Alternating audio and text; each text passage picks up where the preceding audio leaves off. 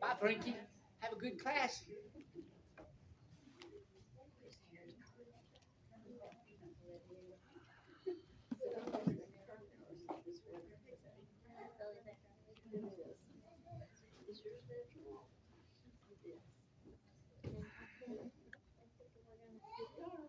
Here we are.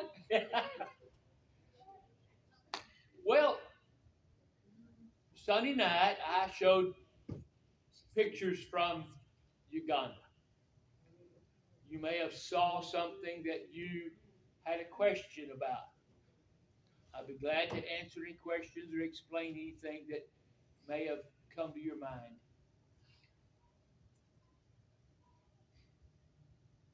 I just think it's neat you go. They're just so open to everything. Pretty amazing place. You know, they've got problems. I like to think that I didn't live during the 30s and the 40s, but I think our society was more spiritual, more listening and yearning for Christ, even though there was a lot of denominations that existed there. You think our society here is more open? No, during the 30s and 40s, yes. Oh, yeah. Okay. 50s. The Lord Church was the fastest, let's say, I won't say the fastest, one of the fastest growing churches in America during the 40s and 50s. And it was because of cottage meetings. It was because of Jewel Miller, his film strips, and such like. I've come back this time with a desire to do better. I've already working with a boy named Miles, his brother, and it starts with an M, but I can't, Mason. And then today, I had a man show up at our house giving us a plan to get rid of the rotten egg smell from the well water. And while he finished, we spent about 20 minutes talking about first century Christianity. And I was going to pay him half down. I couldn't find my checkbook. Living in two places, you don't have what you want at one place. But anyway, we met after class at Walmart parking, and his wife was with him. His name is Robert. Her name is Bonnie. And he has this company that he does filters for water filtration. And she was so open, and she said, Robert tells me you're a preacher. Well, she used the word pastor. I said, well, I preach for the Central Church of Christ. And she said, where's that? And I said, Crawford, Mary. She said, well, we want to come hear you. I said, well, good. So be open. Look, think about those people you come in contact with. Start up a conversation. It's not as hard as you think. And I'm finding out, and so keep pushing me. All right. I want to have one closing lesson on King David. What is an epitaph? Who knows what an epitaph is? Something you put on your tombstone? Something you put on your tombstone? Well, do you put it on there, or does somebody else put it on there? Well, you could if you make the plans, but you won't know if it's on there or not. Well, Charlie heard one, and I guess it was put on by the guy that died. He said, "I told you I was sick." I thought that was pretty pretty humorous. Greg, Vicky was telling us Sunday night Uh-huh. about this marker that she saw in her working out at a graveyard. I can't tell you which cemetery it was, but it had the lady's date of birth, and then instead of death date, it had Google it. Really? Now that. That's what Vicky said. Oh, well, after class, JB came to me with these. Remember, friend, as you are now, so once I was, as I am now, you soon shall be. So prepare, my friend, to follow me. And somebody scribbled underneath that something like, we want to know where you went before we follow you. And then on a woodsman of the world, I guess that was on a woodman of the world gravestone. And she explains what that was. And then a lady she knew by the name of Toma always said, when leaving the house, God to the front and me behind. And she said the lady always said it in Spanish. And JB stood there and said that phrase in Spanish. I said, how did you learn that? She said, well, I heard it enough. So I'd like to find out more about this lady and how she influenced her. So anybody know a funny or another epitaph? I tell you what, you can learn a lot by going to a cemetery. You learn a lot of children die before they reach very old. I've seen it where a family had anywhere as 5 to 7 little tombstones in a row because of that pneumonia back in 1908 or what? This last shooting that happened, it's like 3 men had left the son by himself. Oh, Mom, the dad. 6-year-old is orphaned because his parents died in that Allen shooting. Just like David said earlier, there's evil in every nation, every generation, but it seems like it's getting worse and worse. Closer. And closer. And closer, yes. What's the bottom line? What's Be ready. well? That's not the one I thought of, but yes, be ready. You don't know if you'll come home when you leave out every morning. But I was thinking the solution is more of Christ spread in the community. Our influence can change people, hopefully. There's just too much resistance. There is a lot of resistance. We have to keep trying, I know, but I mean, a lot of resistance. You'd be surprised how many baptisms I see happening in America, in Arizona, in Texas, and some up in northern states where you think they're all, Yankees or heathen. Do you follow Michael Shank's page? Not much. He always has baptisms on there. So Yes. It's Yeah. hopeful. So don't lose heart, and like Rick said this morning, we was talking, can't do anything about it, about some situations, just do the best you can. Well, I say that to say, what do you know of David by such phrases, epitaphs? And an epitaph doesn't have to be that on a tombstone. It can be a title or a statement about someone even living.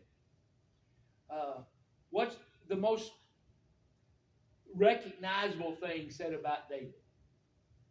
A man after God's own heart. What about anything else? Can you think of something else that was said about David?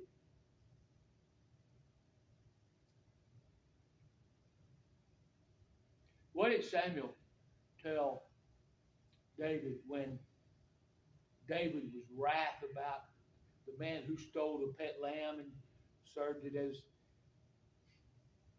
if I do this at you, does that make you think of it? Thou art the man. Yeah.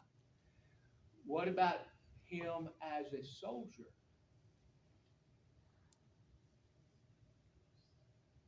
He was a man of war. We'll look in a minute, but what makes you think of him as a captain of the host, or running the army, and a lot of blood's on his hands? What was he unable to do? Build the house of the Lord. That's right. He could plan it, and he could plan it out and gather the materials to build it, but he couldn't actually build it. David probably was a better fundraiser during that time than anybody. He helped raise a lot of money and probably gave a lot himself for the building of the temple. But Solomon is the one that was able to have the privilege of building that house of God. So thou art the man, warrior king, man after God's own heart. And what was the other one? Who wrote most of the Psalms? David. David. So he has a title, the sweet psalmist. I think I hear David playing the harps, and I know what he's saying. He sang the hymns, and he wrote many of them, which are found in 150 of them. Well, he didn't write every one of them that's in those 150 songs, but he wrote most of them. So let's talk about first a man of war. Remember the women who comparing Saul with David? What did they say and sing about?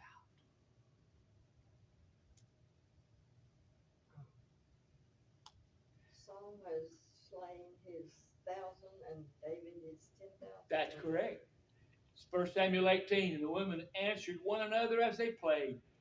Saul has slain his thousands, and David his tens of thousands. A reputation, a recognition.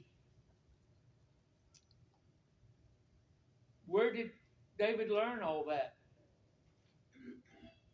As a young man, protecting the sheep, going to battle against Goliath, he had trust, didn't he? I think of a bad thing of his knowledge as a soldier. When he committed adultery and Bathsheba was found with child, what did he try to do? Cover it up, hide it. He brought Uriah back home from the battle. He said, go home, rest, relax, enjoy your wife.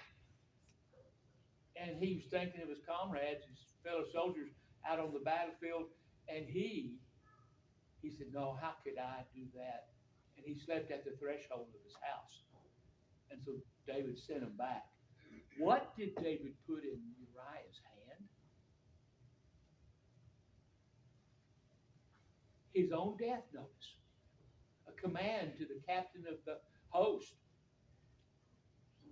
And the plan was, when y'all are in battle, the heat of battle, and Uriah is in the middle of it, in one unison, withdraw so that Uriah dies in the battle. What's his idea there? Getting rid of them, getting them out of the way. Now he can marry Bathsheba and cover up. Well, you can count the months, you know. I I remember a statement my grandmother made. Grandmother Mag. We got married, and then Barton was born, and I slipped just under the fence, and what she meant, just long enough to say uh, it was legitimate. I mean, anyway, uh, remember what David said to the giant? You come to me with sword, spear, and shield, but I come to you in the name of God Almighty. He had faith that God was going to deliver him, just like he said in chapter 17. You know, the Lord delivered me out of the paw of the bear and the lion, and he will deliver me out of the hand of this heathen. You know, that's the kind of trust that he had. You know, what can we learn from it? God wants peace instead of war. God wouldn't allow him to build the house. 1 Chronicles 28 verse 3 says, but God said unto me, thou shalt not build a house for me, for my name, because thou hast been a man of war and hast blood. Simple. Something else came to my mind I want to say. What was it? Well, who, of course, Solomon was allowed to build that. Well, anyway, faith in God will help us overcome our enemies. Let's have that kind of faith that David had. I'd been embarrassed if I was in the army of Israel, stationed against the Philistines, and here comes this young whippersnapper, and he says, I'll go. He heard the threat of Goliath. He says, I'll fight him. Who are you? But he had that kind. Secondly, talk about him as a psalmist, a writer, a player of instruments. And just because David played on the harp and sang, is that an indication we can have instrumental music? People use it as. Yeah. Well, did David play the harp? Yeah. So we were introduced to him as a warrior, a man of trust, and now we're introduced to David as a worshiper. Look, 150 Psalms, and one of the major components of that is God is our protector. He's our fortress. He's our deliverer. And he often talks about coming before God in the temple. Let me give you an example. Psalms 27:4. One thing have I desired of the Lord, that I will seek after, that I may dwell in the house of the Lord all the days of my life, to behold the beauty of the Lord and to inquire in his temple. What was the temple for? Coming into the presence of God. How do we know the presence of God when they were in the wilderness? Because it had the fire by night and the cloud by day. Yeah. How they know when God was on Mount Sinai? Because the clouds, Mountain trembled. and it had top of the mountain was covered in smoke and clouds and fire. What if God did that today? You know, we're behind the coupling yard of the train. Karen, how loud does it get? She had a few nights where she couldn't sleep because of the noisy train. Bang, bang. And She ought to be used to all that loudness with you around. well, that train's louder than me, believe it or not. Yeah. But sometimes it's not only loud, it shakes the Shake- ground. You Shakespeare. could almost feel it. And do you think people would bow down to him if they could hear the thunder from the mountain? Or how about a voice from heaven? We've talked about it before. How many times did God speak from heaven? And human beings heard. Do you think we'd be more reverent if we had a cloud above our worshiping building to come, knowing that God is here with us? And why can't we, when he promises where two or three are gathered in my name? Now, some say that's not worship. That's just devotion or something. When I come to worship, do you not in your mind think God is watching, is listening? Christ is on the right hand of God, and they're witnessing our worship? What will that do? It'll humble you. Will it cause you to quit thinking about mundane things, everyday things? My food burning? Where are we going to eat after church? The so-and-so baby keeps crying. Didn't stop the Israelites from thinking about all them things, and they were in the. Well, they had problems. Yeah.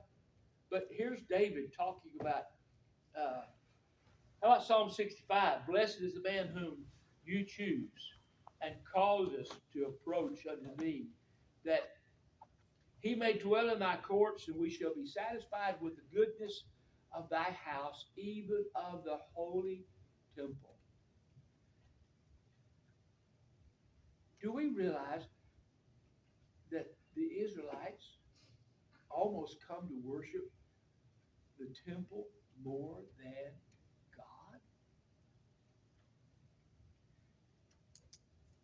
When Christ came and the church was established on the Pentecost, there's a period of time when many Israelites still continued the old covenant. They didn't want to convert. They didn't want to believe in Christ.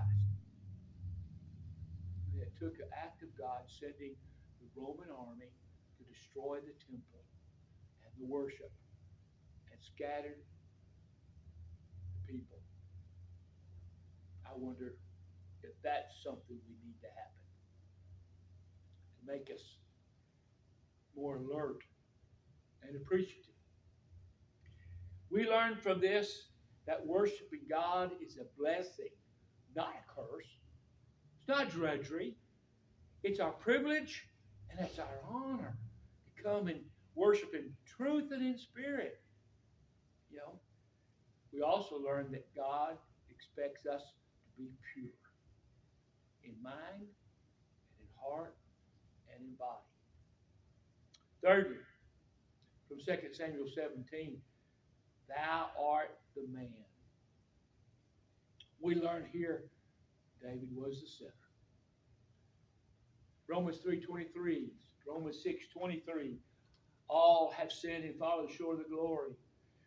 The wrath of God is going to be poured out on all sinners. You know, we find the background of this from 2 Samuel chapter 11, where David is confronted by this sin. Let's go to Psalms 51. We got time. Psalms 51. What's hyssop? What is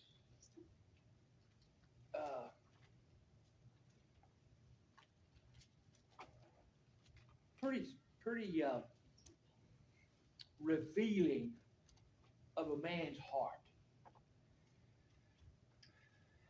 Should we all have guilt? Should we all have remorse? Should we all come to repentance?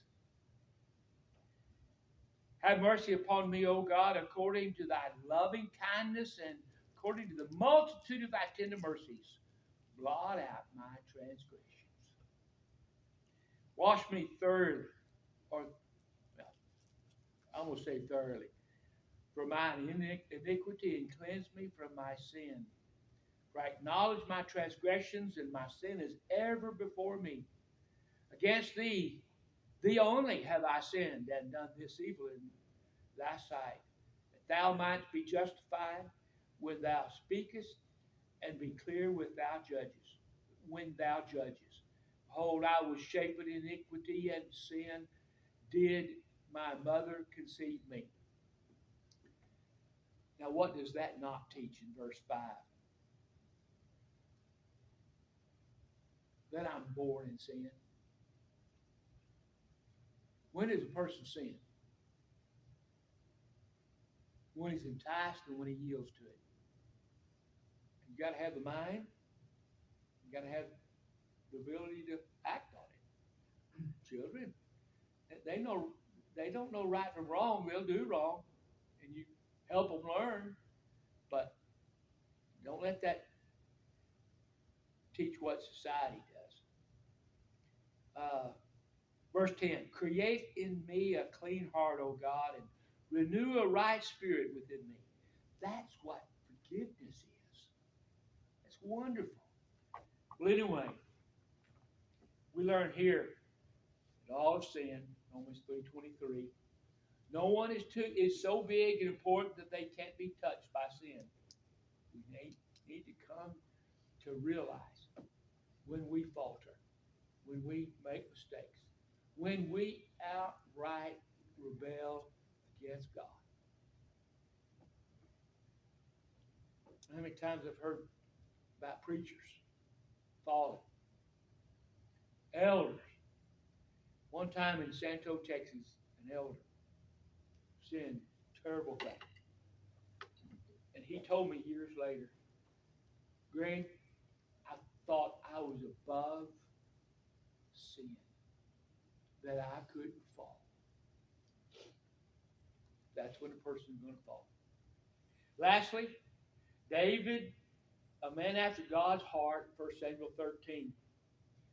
We recognize him as a saint. Here's the epitaph that most of us remember. Man after God's heart. I want to be that kind of person. I always want to seek God. I want to please Him. I want to make Him happy. I want to believe in my heart and mind I'm forgiven. Do you like the feeling of sin in your life? Do you like to live with guilt?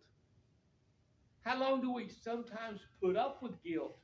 Or how long do we sweep it under the rug and think, oh, it's gone? It'll always come to the top. God desires us to have His heart as well. Isaiah 57, verse 15. For thus saith the high and lofty one, that inhabits eternity, whose name is holy. I dwell in the high and holy place, with him also that is of a contrite and humble spirit, and revive the spirit of that humble, and revive the heart of the one with a contrite heart. What's that word, contrite? You knew I was going to ask you, didn't you? What's it mean? Troubled? Yes. Conflicted? Yes. But what is carried with that? Huh? What? No. But part of it, yes. It offers the idea, I recognize it, I want to do something about it. Contrition. I'm not going to accept my life this way. I'm going to do something else. Joel 2:13. And rend your heart and not your garments, and turn him unto the Lord your God, for he is gracious and merciful, slow to anger, and of great kindness, and repents him of the evil. Now, that's not saying he repents of the evil. He's glad that we repent. So, mighty man of war, the sweet singer of Israel, thou art the man man after God's own heart. What a great example from the Old Testament of a man who made mistakes, but when he was shown, he repented, and the rest of his life he lived right. 5 minutes till. I didn't go over like I did Sunday night. Any thoughts or questions?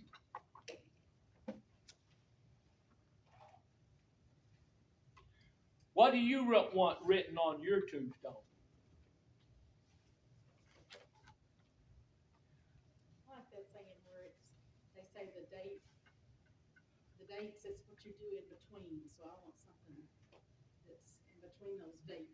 Something between the dashes. Between the dashes, yes. I want somebody to put I a love that. radio in my coffin, play a tape. Get me out of here. I will settle for I win. I win? Yeah. I like that. Well, don't let me be the one that writes your epitaph on your tombstone. I'll put a big joke on you. Well, What do you want on yours? Pepperoni. friend all. Remember those commercials, those pizza commercials? What do you want on your tombstone? Oh, I know yours. Remember